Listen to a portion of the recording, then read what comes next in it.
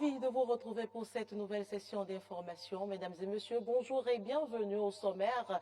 Eden TV et Diaspora FM ont célébré leur noces d'étain hier. La cérémonie officielle s'est déroulée à Cotonou. Moment de liesse et de bilan. Réunion des ministres de l'autorité du gazoduc de l'Afrique de l'Ouest à Gao ce jeudi à Cotonou. Une assise qui consacre la dernière session ordinaire de l'institution au titre de l'année 2023. Et puis, hors de nos frontières, dans la région du Sahel, au Tchad, les autorités font face à un déferlement de réfugiés jamais connu depuis 20 ans.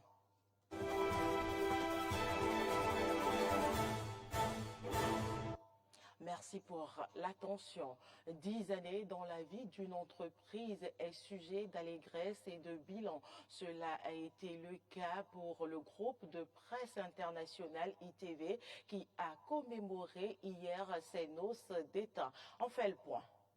Les noces d'étain du groupe de presse international ITV, une célébration qui marque la solidité de la radio-télévision Eden TV et Diaspora FM. Elle vient symboliser un cap primordial dans l'existence des deux médias. Du mois de mars, courant lequel l'idée a été proposée jusqu'à ce jour, 24 novembre, il y a eu beaucoup de sacrifices de la part de tous les membres du comité, une idée très tôt soutenue par le comité de direction, une idée également et surtout portée par les promoteurs. Le comité d'organisation que j'ai l'insigne honneur de présider n'a eu donc qu'à suivre les indications des promoteurs et du guide qui est donc l'âme Abalo. 10 ans de haut et de bas, fait des moments passionnants de partage et de rire et des moments sombres de colère, de stress et de contraintes. Le personnel aura tenu bon et reste aujourd'hui déterminé plus que jamais. Nous avons compris que rien de grand ne peut se faire sans passion. La passion, nous l'avons tous et nous sommes prêts à aller le plus loin que possible avec le groupe de presse ITV International. Et malgré les nombreuses difficultés que connaissent les entreprises de presse au Bénin, l'administratrice générale du groupe de presse international ITV, Claudine Afeavi-Prudencio, est décidée à poursuivre les efforts dans l'investissement pour le rayonnement de ces deux médias. En 10 ans, nous avons expérimenté beaucoup de schémas de gestion et de promotion. En 10 ans, nous avons énormément contribué à donner du travail à la jeunesse béninoise et africaine. En 10 ans, au nom de notre attachement à la vision de départ, nous y avons mis nos ressources matérielles et financières sans compter. Cet anniversaire est aujourd'hui une occasion de vous renouveler nos vœux et vous rassurer que nous sommes aujourd'hui encore plus équipés, plus expérimentés, plus aptes et surtout plus professionnels pour vous satisfaire davantage. Une belle célébration qu'on doit à un visionnaire. Donc l'âme Abalo, directeur général d'Eden TV et de Diaspora FM, n'a pas de limite pour l'atteinte de ses objectifs. Et celui qui a hérité des nombreux défis, de la notoriété, de la visibilité et de la rentabilité des deux médias, mesure bien l'ampleur de la tâche. C'est maintenant que le plus dur commence pour nous, parce qu'il ne s'agit pas d'avoir une grande visibilité, il faut maintenant pouvoir impacter avec un contenu important. Donc, à partir de ce moment, nous avons deux chantiers, la notoriété et la rentabilité, parce qu'on doit pouvoir vous soulager. Vous ne pouvez pas être en train de mettre tout le temps de l'argent. Donc, il faut qu'on travaille pour que les organes de presse puissent rapporter de l'argent. Moment de joie et de partage, cette célébration des 10 ans d'Eden TV et de Diaspora FM a été l'occasion pour les stagiaires du programme Vacances Kidjo de recevoir leur attestation de participation. Une manière pour le groupe de presse international ITV de contribuer à la promotion de la jeunesse béninoise et surtout d'assurer une relève de qualité dans le métier du journalisme. Se poursuivra demain. La prochaine étape est le culte d'action de grâce qui aura lieu demain à 8h à l'église catholique de Gloaga à partir de 8h. Chers téléspectateurs, vous y êtes, j'y arrive donc conviés. Ce journal se poursuit. Le ministre de l'Énergie, de l'Eau et des Mines, Samou Seydou Andambi, en sa qualité de président en exercice de l'autorité du gazoduc de l'Afrique de l'Ouest à Gao, a procédé à l'ouverture de la session ordinaire du comité des ministres de l'institution. Les travaux ont porté sur le thème gaz naturel au service du développement économique et de l'intégration régionale. Clémence Tonocoin.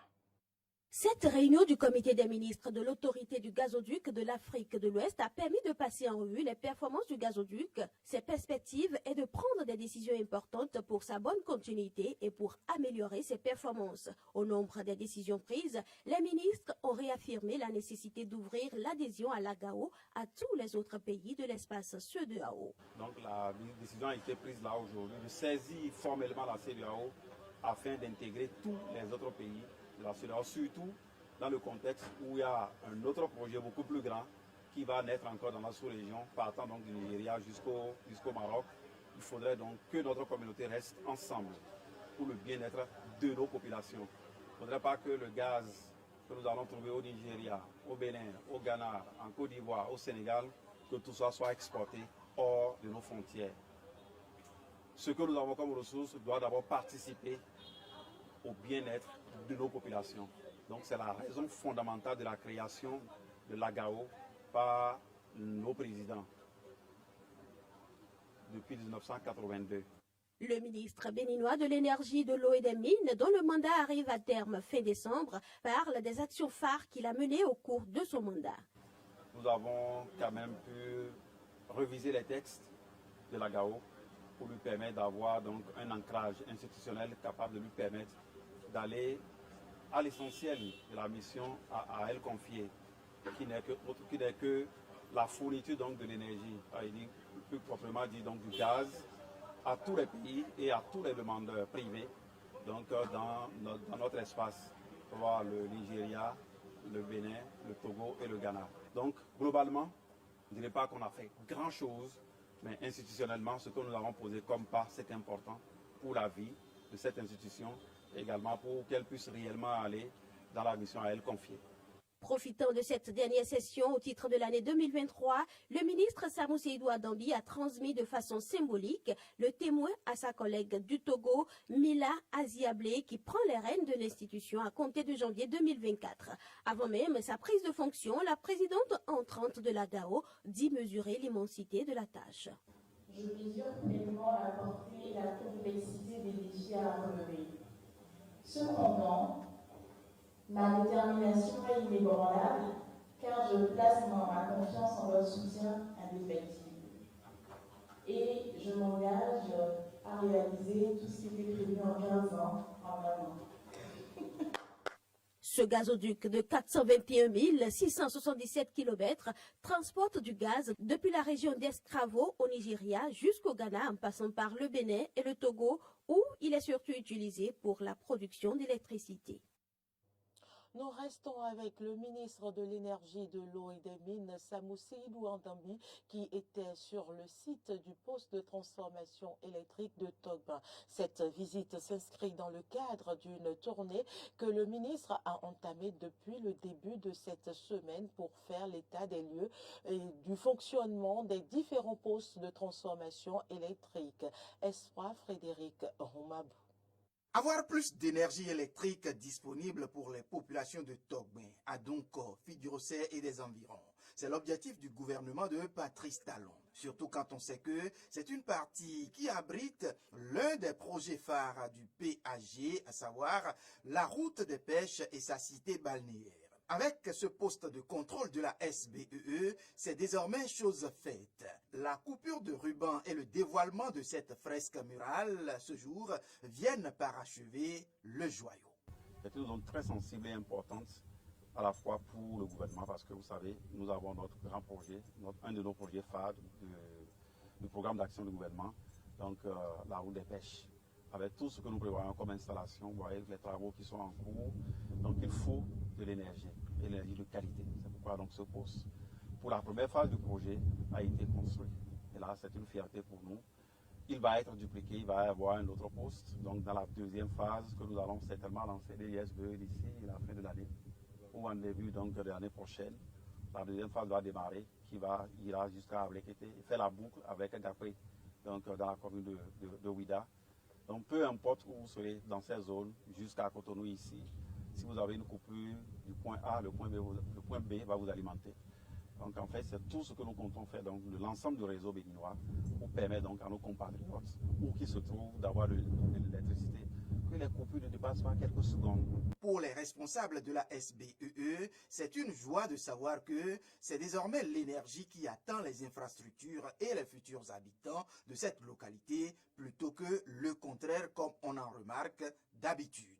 Dire d'annoncer à toute la population que la SBE aujourd'hui au niveau de tout Fidjirosé, Togma et environ, et in fine vers la Ablekete et Ouida, la SBE est disposée à alimenter et à prendre en compte les populations et les infrastructures de développement de la route de pêche qui a commencé pour que la SBE soit vraiment au rendez-vous et aux attentes des populations. Selon le ministre Seydou Adambi, le gouvernement n'entend pas s'arrêter sur un si bon chemin. Donc je découvre avec fierté tout ce qui a été fait ici, et avec ce bâtiment derrière vous, mais qui est devant moi, qui ici est le condensé de ce que nous avons pu voir hier à Commun. Parce qu'en termes de transport, l'essentiel est réglé.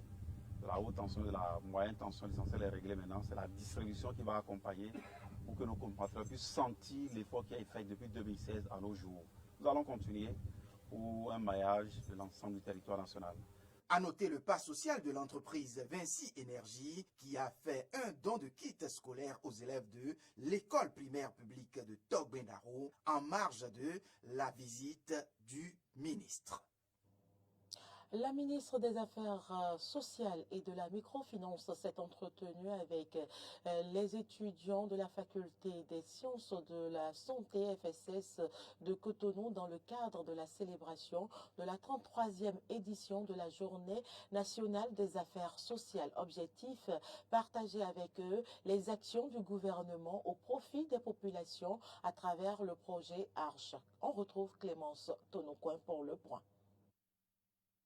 Renforcer la résilience des plus pauvres au Bénin, c'est autour de ce thème que la ministre des Affaires sociales et de la microfinance a entretenu le personnel professoral, les étudiants de la faculté des sciences de la santé FSS et d'autres acteurs du domaine des affaires sociales à l'occasion de la célébration ce mercredi de la 33e édition de la Journée nationale des affaires sociales. Dans son mot de bienvenue, le doyen de la FSS a rappelé le sens du serment des agents de santé. Notre travail au quotidien dans le secteur de la santé et du bien-être nous rappelle sans cesse que nous ne pouvons pas seulement offrir nos services qu'à ceux qui sont capables de les payer. Le secteur des affaires sociales nous soutient donc dans la mise en œuvre de nos serments respectifs. Nous avons toutes et tous besoin de savoir comment utiliser ces services sociaux. À son tour, le professeur Benjamin Mpati, ministre de la Santé, représentant sa collègue de l'enseignement supérieur, est revenu sur les missions assignées aux assistants sociaux. Chaque jour qui passe, de nouveaux défis naissent. De nouveaux défis par rapport à nos parents, à nos amis, à nos enfants, qui sont à côté de nous, mais qui ne sont pas en mesure de pouvoir assurer le minimum que vous devez identifier. C'est d'abord votre première mission, ça. L'action sociale vis-à-vis des plus démunis. Au-delà de votre tâche, de votre travail, pour pouvoir identifier et rendre plus aisée la vie à ceux qui sont les plus démunis, il y a des questions d'accompagnement psychosocial qui sont également à l'ordre du jour et qui relèvent de vos compétences. À en croire la ministre des Affaires sociales et de la microfinance, le métier d'assistant social est au cœur du capital humain. Le choix porté au départ sur l'École supérieure des assistants sociaux, les AS, pour abriter la cérémonie officielle de cette 33e édition de la Journée nationale des affaires sociales prend tout son sens dans la volonté affichée du ministère des Affaires sociales de renforcer la collaboration entre les structures de formation des assistants sociaux. C'est une journée qui est dédiée à l'assistance sociale, qui permet de valoriser ce métier qui est au cœur de tout ce qui concerne le capital humain. Et donc, cette journée nationale que nous avons dédiée à une certaine sensibilisation des futurs assistants sociaux que vous êtes, chers étudiants, pour donc avoir des informations sur les progrès, sur les innovations, sur les mutations et les défis qui permettront donc d'atteindre la résilience des populations pauvres et vulnérables. Les initiatives phares du gouvernement du président Talon en matière de protection sociale ont été passées en revue au cours de la séance. Actualité en dehors du Bénin, dans la région du Sahel au Tchad, les autorités font face à un déferlement de réfugiés jamais connus depuis 20 ans. Ces derniers arrivent en majorité depuis le Soudan voisin. Dans ce contexte dégradé, l'ONU affirme ne plus pouvoir répondre aux besoins alimentaires des déplacés, faute de financement. Reportage. Enclavé entre plusieurs conflits régionaux, principalement la crise soudanaise, le Tchad devient une destination majeure pour les réfugiés fuyant la guerre et depuis plusieurs mois, la crise alimentaire pèse sur N'Djamena après la sonnette d'alarme tirée par l'Organisation des Nations Unies qui prévient que l'aide alimentaire destinée aux 1,4 million de réfugiés pourrait être interrompue à défaut de fonds insuffisants pour répondre aux besoins de la population déplacée. Les Tchadiens ont déjà partagé tout ce qu'ils pouvaient partager. Ils ne peuvent plus partager. Ils ont même besoin d'aide eux-mêmes. Nous devons donc aider les 600 000 réfugiés qui sont arrivés, les rapatriés du Tchad qui vivaient là-bas, mais nous devons également soutenir la population tchadienne d'accueil qui souffre elle aussi, tout comme les Soudanais qui sont arrivés. Pour le Programme alimentaire mondial, le flux de réfugiés subi par le Tchad est sans précédent depuis 2 décennies. En témoigne la ville frontalière d'Adre, où les stigmas des conflits et le traumatisme des massacres sont visibles sur les visages des déplacés, à l'image de Rukaya Yacoub, cette mère de 7 enfants, qui est devenue veuve après l'assassinat de son mari dans leur village natal Ardamata, à l'est du Soudan. Ils nous ont attaqués pendant 3 jours. C'était un bombardement intense. Ils sont allés de porte en porte pour rassembler les hommes. Ils les ont fait sortir et les ont tués. Ils ont appelé le père de mes enfants dans la rue, lui ont tiré dessus et l'ont tué. Ils nous ont tout pris et je n'ai rien pour m'occuper de mes enfants. Il y avait des bombardements partout. Nous n'avons pas eu d'autre choix que de fuir au Tchad. Depuis le 15 avril 2023, le Soudan voisin est plongé dans un conflit armé opposant l'armée régulière du pays dirigée par Abdel Fattah al-Burhan et les forces de soutien rapide menées par Mohamed Hamadan Dagalo. Une situation de guerre dont plusieurs rapports parlent de massacres, viols et des destructions massives, ainsi que la disparition de plus de 5000 personnes et le déplacement d'au moins 5,2 millions de citoyens. Selon les rapports onusiens, un grand nombre de personnes déplacées ont pris refuge au Tchad voisin, mettant ainsi une pression sur ce pays du Sahel. Dans ce registre, le Programme alimentaire mondial, PAM, affirme que la malnutrition est un problème central. En l'occurrence, 9 nouveaux arrivants sur 10 montrent les signes d'une consommation alimentaire médiocre ou limite. Et puis, nous bouclons ce journal par un communiqué du comité d'organisation des 10 ans d'existence du groupe de presse Eden TV Diaspora FM. Pour des raisons d'ordre logistique, le concert devant se tenir à la mairie d'Abomey-Calavi ce samedi à 16h n'aura plus lieu. Tous les artistes programmés seront par contre en prestation sur notre pique-nique du dimanche 26 novembre au restaurant La Martine sur la plage de Fidjrosset. Merci de faire le déplacement avec votre pique-nique pour célébrer en beauté nos noces d'étain. Signé le comité d'organisation des 10 ans d'existence de votre télévision Eden TV et de votre radio Diaspora FM. Ce sera tout pour cette édition. Merci pour l'attention. Les informations se poursuivent sur nos différentes plateformes Facebook, YouTube, Twitter et sur notre application Eden TV Diaspora FM. À très bientôt.